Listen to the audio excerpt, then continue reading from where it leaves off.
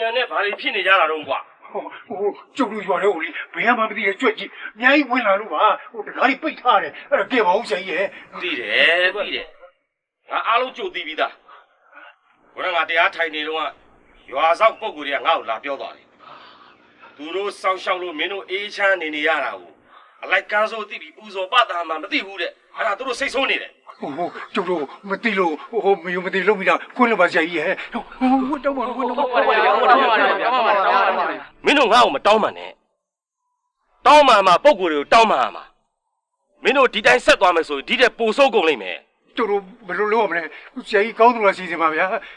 ကျုပ်ရွာသားတွေကိုအားလုံးလိုက်နိုင်စေရပါမယ်ဒါဆိုကောင်းပြီဒီနေ့ကစပြီးတော့မင်းတို့ပုံကိုယ်တွေကိုပူဇော်ဖို့အတွက်မင်းတို့ရဲ့ကိုယ်စားငါကိုယ်တိုင်ပူဇော်ပေးမယ်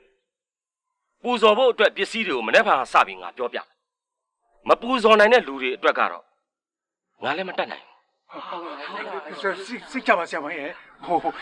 ဆရာကြီးကျင်တော့ကျုပ်တို့ရွာသားတွေအားလုံးလုပ်ပေးပါမယ်ကောင်းပြီမင်းတို့ဘက်ကတော့ဂရိတီးပါစေနော်အခုဖြစ်နေတဲ့ကြွက်တဲ့ကိစ္စကိုတော့ငါပုံကိုယ်တွေကိုငါကိုယ်တိုင်တောင်းပန်ပေးမယ်ဟုတ်ပလားကဲသွားကြတော့ဟုတ်ကဲ့လာ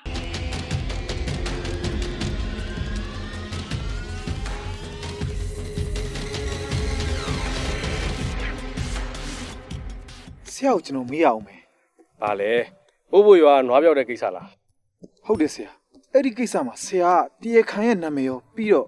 ရှိတဲ့နေရာကိုပါကွတ်တိဟောနိုင်တယ်။အဲ့ဒီလိုဟောနိုင်တာတကယ်ကိုလေးစားဆရာပဲဆရာ။အဲ့ဒါဘာနည်းနဲ့ဟောတာလဲဆရာ။ဟောအဲ့ဒါပျောက်သွားတယ်လို့သိလိုက်ရတဲ့အချိန်နဲ့ပိုင်ရှင်ရဲ့မွေးနံကြိုကို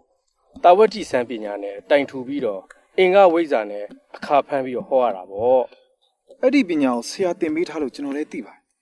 ။ဒါပေမဲ့ဆရာလိုတော့နာမည်နေရအတိအကျကိုတော့ကျွန်တော်လည်းမပြောနိုင်ဘူးဆရာလိုဟောတာကိုကျွန်တော်လည်းသင်ပေးပါဦးစံပေတင်ပညာမှာတွက်နိချက်အတွေးခေါ်သမားတရားအရေးကြီးတယ်ဟုတ်ကဲ့ပါဆရာကျွန်တော်ဆရာပြောတဲ့အတိုင်းတွေ့မသိလိုက်နာသိပါမယ်အေးအင်္ဂဝိဇ္ဇာပညာမှာအခါကိုဖမ်းပြီးရှေ့ကြိုဖြစ်မှန်နမိတ်ကိုဟောတဲ့နည်းကလည်းအရေးကြီးတယ်အဲ့ဒါဆိုရင်ကျွန်တော်ရှေ့ဆက်ပြီးဘာဖြစ်နိုင်လဲရှေ့မှာအင်္ဂါသားတယောက်ကိုကြည့်ရတယ်ပြီးတော့လက်လာပါ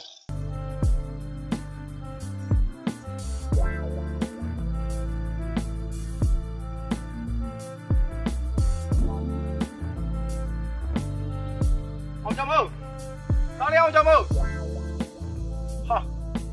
များသွားတယ်မသိဘူးအချိန်ကြီးကြာမလာသေးဘူးအောင်ကြမို့ရေးသားရဲ့